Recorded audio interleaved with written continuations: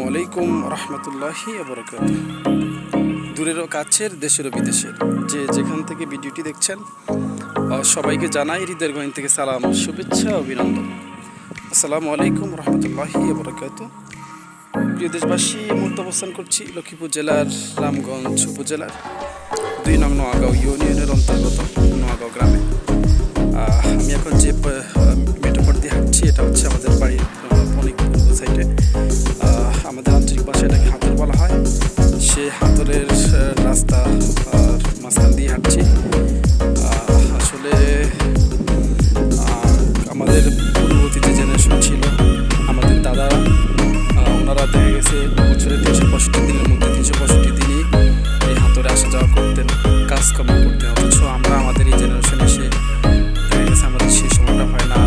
আমাদের 365 দিন মাস ধরে থাক, 2 মাস 4 মাস 6 মাসও আমরা আমাদের এদিকে আসা হয় না, এই অবস্থা। যাই হোক, তারপর সময় পেলে মাঝে মধ্যে চেষ্টা করি যে এই প্রকৃতির আবহাওয়ার সাথে বসে একটু কথা বলি, বসে একটু নিরিবিলি বসে একটু ভালো একটা টাইম স্পেন্ড করার চেষ্টা করি আমরা। হয়তো আমাদের এই জেনারেশন আমরা মোটামুটি তাও হাতরে আসা যাওয়া করি, কিন্তু আমাদের পরবর্তী জেনারেশন হয়তো এতটুকু সময় পাবে না যে এই প্রকৃতির সাথে মিশবে, বসে থাকবে, একটু প্রকৃতির সাথে সময় দেবে, এই সময়টা হয়তো তাদের হবে না। যাই হোক, সবই আসলে প্রকৃতির খেলা। মানুষ সময়ের সাথে সাথে সব কিছুই পাল্টে যায়। আর এখন যেহেতু ধানের মৌসুম, আমাদের এই হাতরের প্রায় ম্যাক্সিমাম ধান উঠে গিয়েছে। তারপর এখন অনেকে আছে, একসময় হাতের মধ্যে ধান চাষ থেকে শুরু করে ডাল, গম, ভুট্টা, মরিচ সব কিছু চাষ করা হতো। এখন আসলে আগের মতো তেমন কিছুই চাষ হয় না। চারদিকে প্রজেক্ট হয়ে গিয়েছে, মানুষ নতুন বাড়ি বানতেছে। এই যে ক্যামেরার পিছনে আপনারা দেখছেন, আমার সাথে আছে আবু বকর।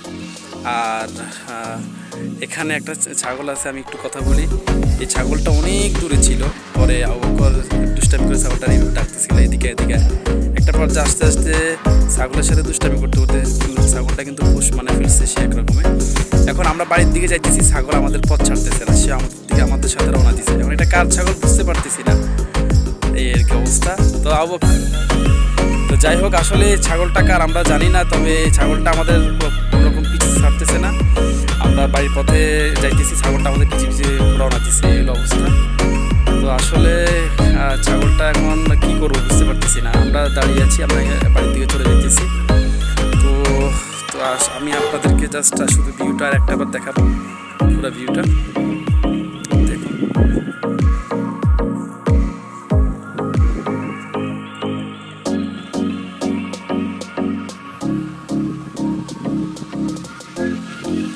তবে হাতরে কিন্তু প্রচুর বাতাস আছে, এই কারণে আসলে 40 ডিগ্রি সেলসিয়াস হলেও যে পরিমাণ আসলে ক্লান্ত লাগার কথা, ওই পরিমাণ ক্লান্ত লাগে না, এই অবস্থা।